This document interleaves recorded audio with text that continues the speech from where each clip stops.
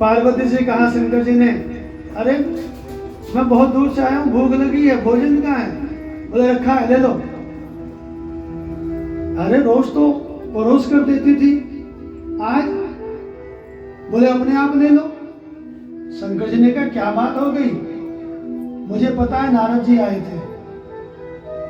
क्या बात हो गई? बोले आप मुझसे प्रेम करते हो और मेरे से बात छुपाते हो। क्या छुपा दिया मैंने? आप अपने गले में किसके सिर की माला पहनते हो? किससे इतना प्रेम करते हो कि उसके सिर की माला अपने गले में धारण कर रखी है? शंकर जी हंसने लगे, अरे इतनी सी बात है? अरे जितने भी सिर हैं ये सब तुम्हारे ही है, ये सब तुम्हारे ही सिर हैं। तुम जितनी बार भी मरी हो, मैं तुमसे इतना प्रेम करता हूं कि तुम्हारे सिर की माला बनाकर मैंने गले में डाल दिया। 27 बार मर चुकी हो तुम, ये 27 सिर की माला मेरे गले में है। अब तो पार्वती और नाराज हो गई कि हम तो 27 बार मर चुके हैं, आपने कौन सी अमर बूटी पी रखी है कि आप अमर हो? आप अमरनाथ हो और मैं हर बार मर जाती हूँ। मुझे भी अमर कीजिए। शंकर जी ने कहा देवी हमने अमर कथा सुन रखी है। पार्वती जी कहती हमें भी अमर कथा सुनाइए। कौन सी अमर कथा? ये अमर ग्रंथ, ये मुक्ति पंथ श्रीमद् भागवत जी की कथा अमर ग्रंथ है। शंकर जी ने कहा देवी हम अमर ग्रंथ तो सुना देंगे आपको, लेकिन शर्त एक ही है, जब हम कथा सुनाएं तो बीच बीच में हुंकारा भरती रहना। जैसे पहले माता पिता बच्चों को कहानी सुनाया करते थे, एक राजा थे हम्बे, एक रानी थी हम्बे, उनकी 3 रानियां थी हम्बे। तो इस तरह से हुंकारा भरती रहोगी, क्योंकि मैं तो भाव में डूबकर कथा सुनाऊंगा। देवी पार्वती ने कहा ठीक है। शंकर जी ने कहा लेकिन कथा सुनाने से पहले एक बात यहाँ पर देख लो, कोई आसपास है तो नहीं। शंकर जी ने अपना डमरू बजाया। जब शंकर जी ने डमरू बजाया तो जितने भी पशु पक्षी आसपास थे सब उड़ के चले गए, दौड़कर बाहर भाग के, दूर दूर के सब भाग गए। अब 3 बार ताली बजाई, 3 बार ताली बजाई, आसपास जो भी छोटे मोटे जीव जंतु थे वो सब चले गए। अब शंकर जी ने देखा यहाँ पार्वती जी के अलावा और कोई नहीं है, लेकिन शंकर जी की दृष्टि तोते के मरे हुए अंडे पर नहीं पड़ी, क्योंकि वो मरा हुआ था। तो वो कहाँ जाता? डमरू की आवाज से या ताली की आवाज से। पार्वती जी से कहा देवी तुम देखो। पार्वती जी की दृष्टि तो पड़ गई थी, लेकिन पार्वती जी ने सोचा मृत है तो ये क्या, तो कहा कुछ नहीं, ये सब चले गए। अब अमर कथा प्रारंभ हुई। शंकर जी ने प्रथम स्कंद से कथा प्रारंभ की, और जब कथा प्रारंभ की पार्वती जी हुंकारा भरती रही। प्रथम स्कंद, द्वितीय स्कंद, जब तक दसम स्कंद की कथा हुई तब तक तो पार्वती जी को बड़ा आनंद आया। पार्वती जी हुंकारा भरती रही, भगवान के अनेकों चित्रों को श्रवण किया। लेकिन जैसे ही एकादश स्कंद की कथा प्रारंभ हुई, एकादश स्कंद को मुक्ति स्कंद कहते हैं, जिसमें ज्ञान की चर्चा ज्यादा है। और जैसे ही ज्ञान चर्चा प्रारंभ हुई तो पार्वती जी को आ गई नींद। लेकिन कथा के प्रभाव से वो जो मृत तोते का अंडा था उसमें प्राण के संचार हो गए थे। वो अंडा फूट पड़ा और उस अंडे में से एक तोता निकल पड़ा, और वो तोता पार्वती जी की जगह खुद हुंकारा भरने लगा। अब पार्वती जी तो सो गई, लेकिन उस तोते ने पूरी कथा सुनी। और जब कथा विश्राम हुआ तब शंकर जी ने जयकारा लगाया, बोल वृंदावन बिहारी लाल की जय हो। अब जयकारा लगा, पार्वती जी की नींद खुली। पार्वती जी ने कहा आगे क्या हुआ? शंकर जी ने कहा देवी कथा तो विश्राम हो गई, तुम कहने लगी मैं तो केवल भगवान के सुंदर सुदामा चरित्र की कथा सुनकर, वेद स्तुति सुनकर आगे मुझे नींद आ गई, फिर आगे हुंकारा किसने भरा? शंकर जी की दृष्टि पड़ी उस तोते पर। अरे इस दुष्ट ने बिना दक्षिणा दिए कथा सुनी है, बिना दीक्षा दिए कथा सुनी है, इसको मैं इसका फल देता हूँ। शंकर जी ने त्रिशूल उठाया और त्रिशूल लेकर दौड़े सुखदेव जी के पीछे, तोते के पीछे। अब वो तोता आगे आगे, शंकर जी पीछे पीछे। जाते जाते तोता सीधा आ गया उत्तराखंड में, बद्रीनाथ सम्यप्रास आश्रम में, जहाँ पर व्यास जी की पत्नी मासिक धर्म से निवृत्त होकर अपने केश को धोकर सुखा रही थी और जम्भाई ले रही थी। अब जैसे जम्भाई लिया वैसे वो तोता मुख के द्वारा व्यास जी के पत्नी के उदर में प्रवेश कर गया। शंकर जी त्रिशूल लेकर परिक्रमा करने लगे, जब बाहर आएगा तब मार दूंगा। इतने में व्यास जी ने देखा शंकर जी को, भोलेनाथ आज ये उल्टी गंगा कैसे बह रही है, सब आपकी परिक्रमा लगाते हैं, आज आप हमारी श्रीमती जी की परिक्रमा लगा रहे हैं। बोला एक चोर घुस गया इनके पेट में। क्या चोरी की है? बोले उसने कथा की चोरी की है, बिना दीक्षा लिए कथा सुनी है और अब उसको मृत्युदंड में दूंगा। व्यास जी ने कहा भोलेनाथ आप वास्तव में भोले हो, आपने कौन सी कथा सुनाई? बोले अमर कथा। क्या फल होता है उसका? तो जो ये कथा सुनता है वो अमर हो जाता है। अब इस सुख ने भी कथा सुनी है तो सुख भी अमर हो गया, तो अब इसको कैसे मारोगे? शंकर जी ने सोचा कह तो बात ठीक रहे हो तुम।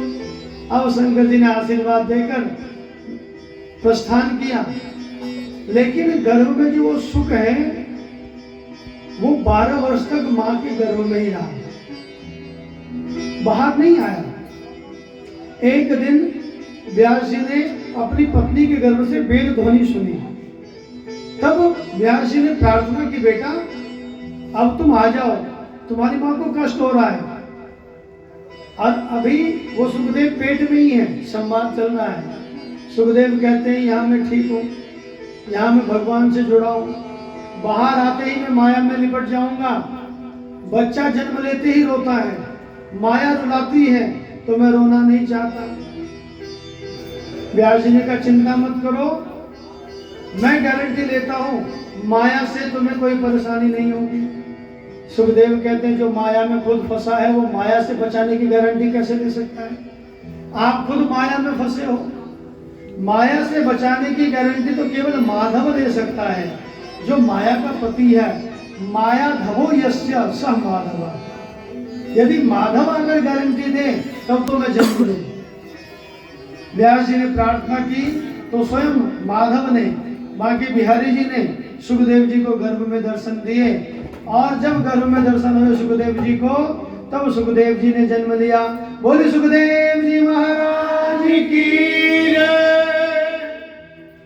अजय सुखदेव जी यम प्रव्रजन्तमनुपेतमपेत कृत्यं द्वैपायनो विरह कातरयाजुहाव पुत्रेति तन्मयतया तर्वोऽभिनेदुः तं सर्वभूतहृदयं मुनिमानतोऽस्मि।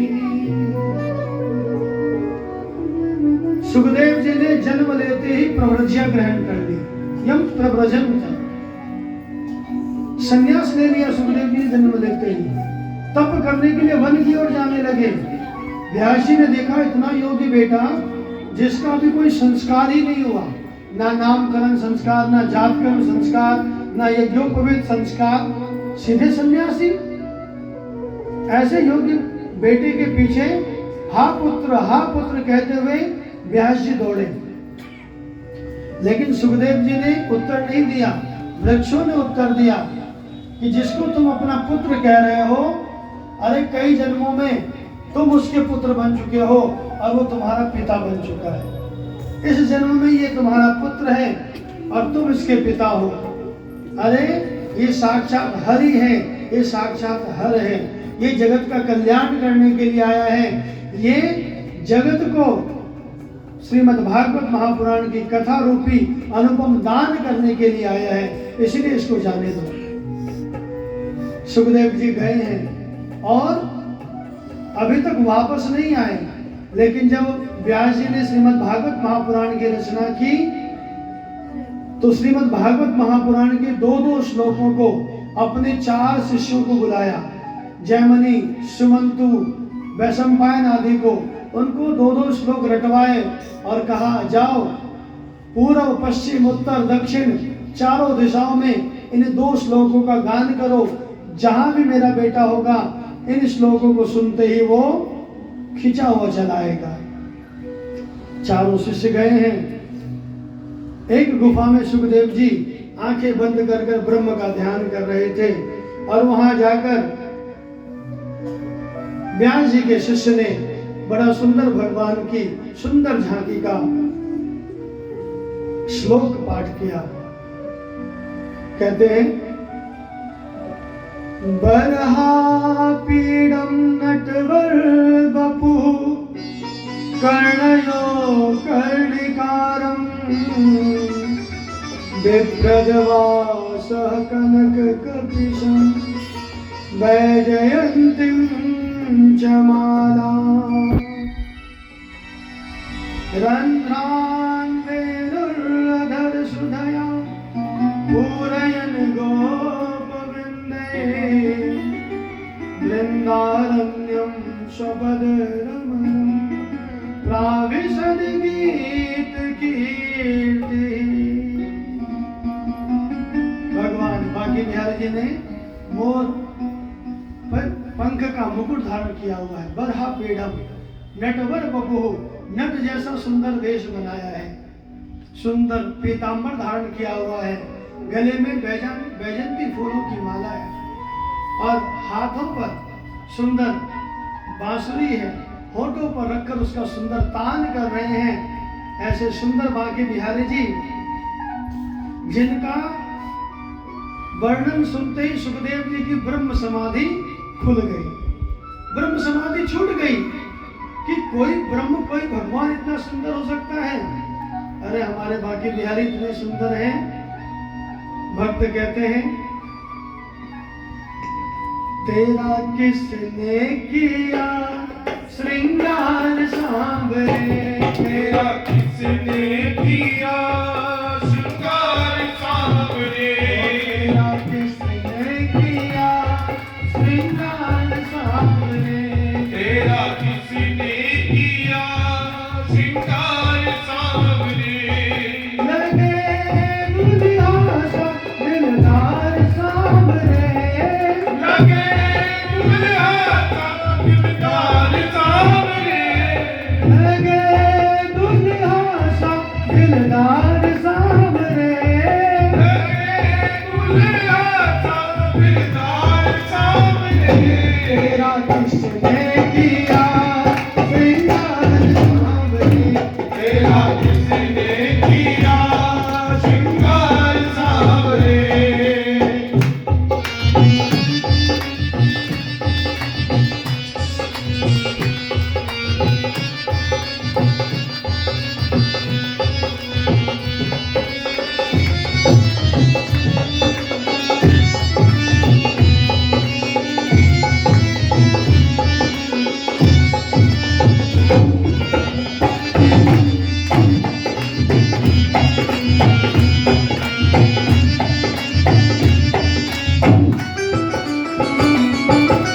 मस्तक पर मलया गिर चंदन केसर तिलक लगाया, मस्तक पर मलिया गिर चंदन केसर तिलक लगाया, फूल मुकुट गानों में कुंडल चित्र बहुत बरसाया, गोरे मुकुट गानों में कुंडल इत्र बहुत बरसाया। महकता रहे ये दरबार सांवरे, महकता रहे ये दरबार सांवरे, महकता रहे ये दरबार सांवरे, महकता रहे ये दरबार सांवरे। किसने किया श्रृंगार सांवरे, तेरा किसने किया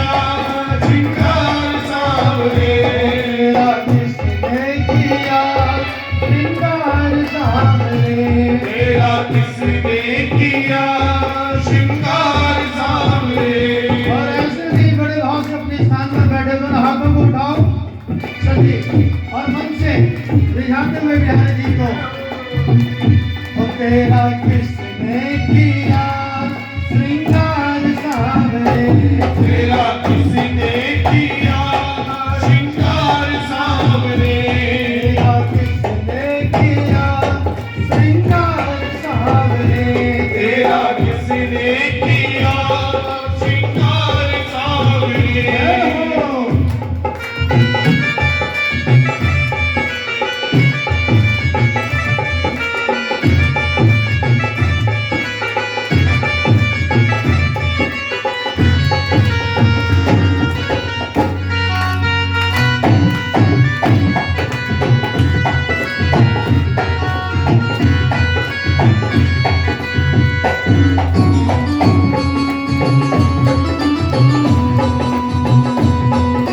बोलो श्याम प्यारे जी। हाथों से कलियां चुन चुन कर सुंदर हार बनाया, आगों से कलियां चुन चुन कर सुंदर हार बनाया, ओ हाथों से कलियां चुन चुन कर सुंदर हार बनाया, आगों से कलियां चुन चुन कर सुंदर हार बनाया।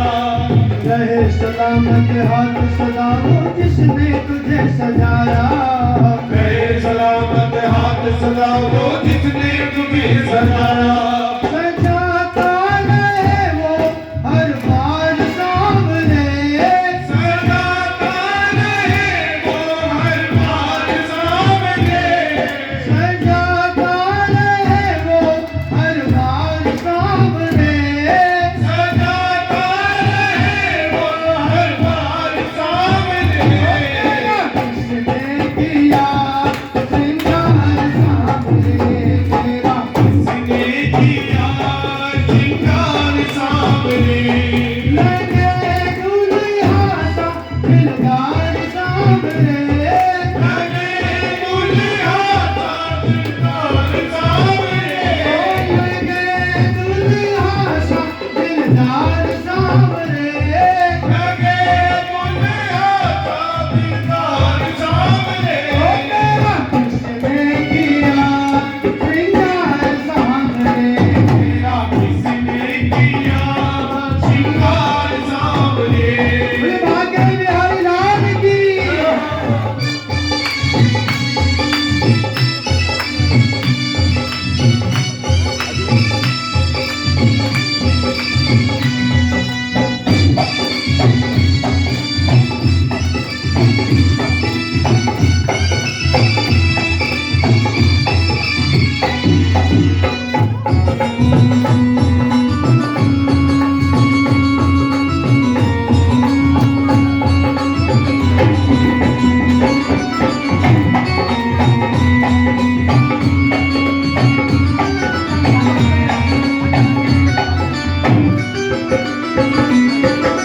बोल कन्हैया बोल सत्य विश्वासी आनंद बारी बारी बार बार बार बोल कन्हैया बोल तुझे मैं कौन समझ सुनाऊं, बोल कन्हैया बोल तुझे मैं कौन समझ सुनाऊं, बोल कन्हैया बोल तुझे मैं कौन समझ सुनाऊं। ऐसा कोई राग बता दे तू नाचे मैं गाऊं, ऐसा कोई राग बता दे तू नाचे मैं गाऊं। मैं चाहता रहूं मैं हर बार सामने, मैं चाहता रहूं मैं हर बार सामने, ओ मैं चाहता रहूं मैं हर बार सामने, मैं चाहता रहूं मैं हर बार सामने। ओ तेरा किसने किया श्रृंगार सामने,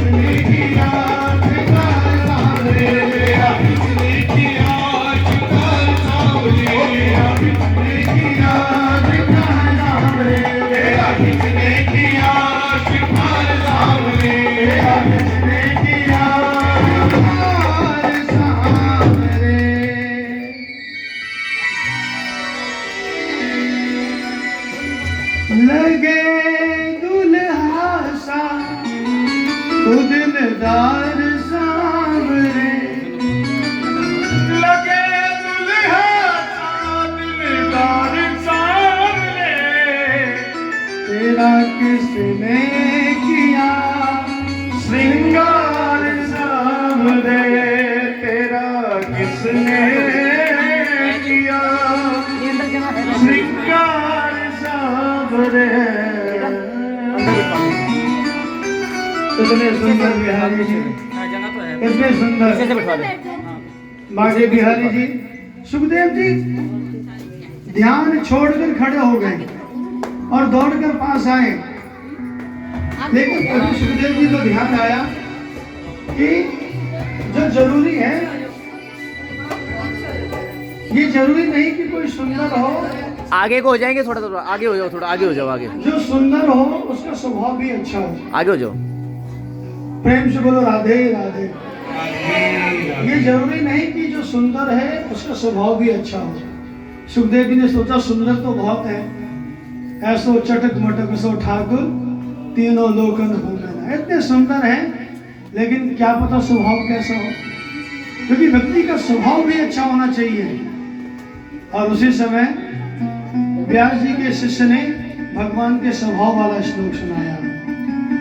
अहो वकीयम स्तन कालकूटम जिह्वासयापा ययद प्रसाद्वी लेभे गतिन्ना रुचितां ततोऽन्यं कं वा दयालुं शरणं व्रजेमः।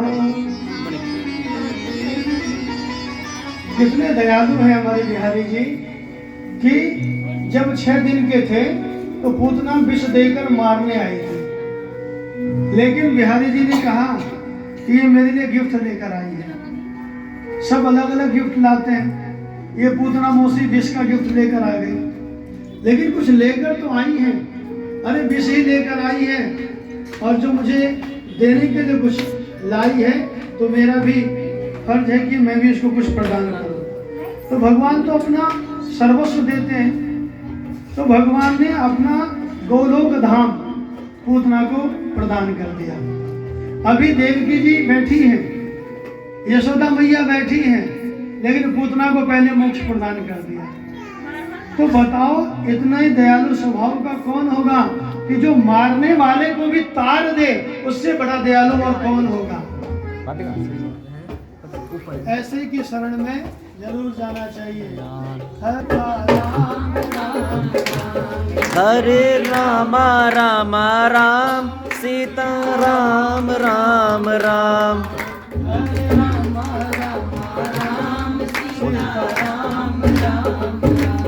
हरे राम राम राम सीता राम राम राम।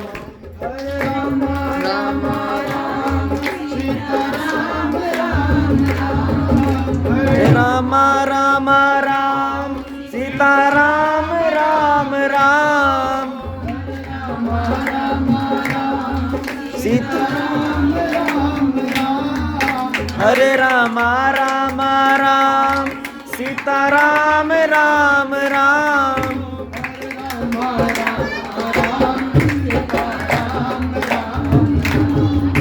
हरे राम राम राम सीता राम राम राम।